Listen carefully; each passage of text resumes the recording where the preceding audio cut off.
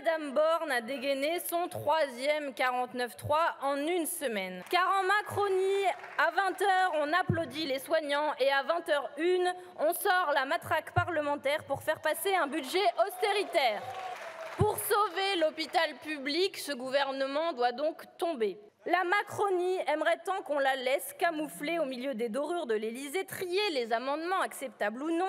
Elle rêverait de pouvoir, dans les chuchotements des conseils de défense, porter un coup fatal à notre République sociale.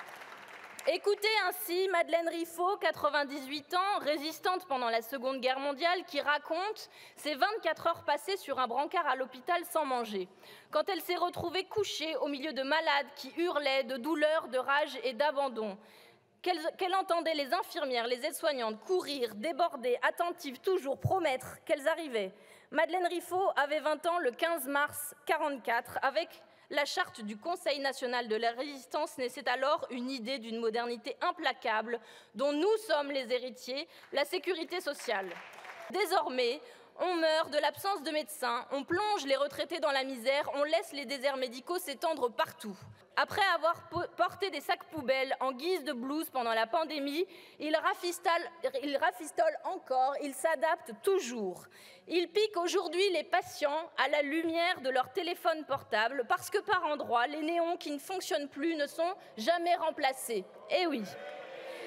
Les mêmes essaient, avec du sparadrap, de fermer les fenêtres d'un service des urgences qui tombe en ruine.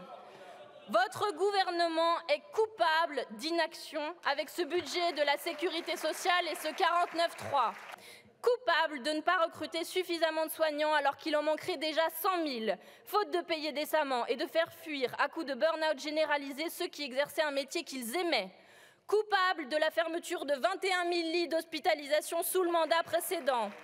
Coupable, en temps de pénurie, de laisser les multinationales du médicament gorger les actionnaires de dividendes, à l'image de Sanofi qui a distribué 4 milliards en 2021.